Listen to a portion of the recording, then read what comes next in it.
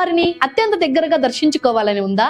మీ దగ్గర ఎమ్మెల్యే లేదా MP recommendation letter ఉన్నా అది ఎలా వాడాలో తెలియడం లేదా? 2026లో టీటీడీ మార్చిన కొత్త నిబంధనలు ఏంటి? సిఫార్సు లేఖతో టికెట్ ఎలా పొందాలో ఇప్పుడు స్టెప్ బై స్టెప్ చూద్దాం. మీరు తెచ్చుకున్న సిఫార్సు లేఖను దర్శనానికి ఒక రోజు ముందుగానే తిరుమలలోని జేఈఓ క్యాంపస్ కార్యాలయంలో సమర్పించాలి. మధ్యాహ్నం 12 గంటల లోపు లెటర్ ఇస్తేనే అధికారులు దానిని పరిశీలిస్తారు. గుర్తుంచుకోండి, ఈ సౌకర్యం కేవలం సోమవారం నుండి గురువారం వరకు మాత్రమే. వీకెండ్స్ లో లెటర్లు తీసుకోరు.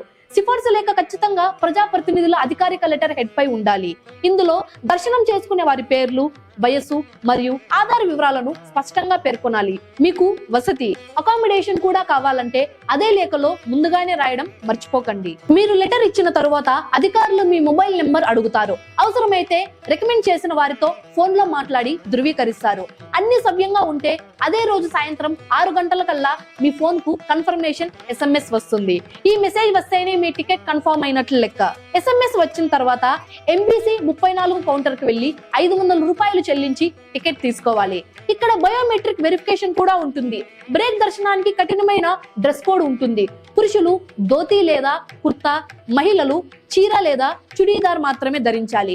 ఒకవేళ మీ దగ్గర ఎలాంటి సిఫార్సు లేఖలు లేకపోతే నేరుగా శ్రీవాణి ట్రస్ట్ కు 10,000 రూపాయలు విరాళం ఇచ్చి VIP బ్రేక్ దర్శనం పొందవచ్చు. దీనికి అదనంగా మరో 500 రూపాయలు టికెట్ ధర చెల్లించాలి.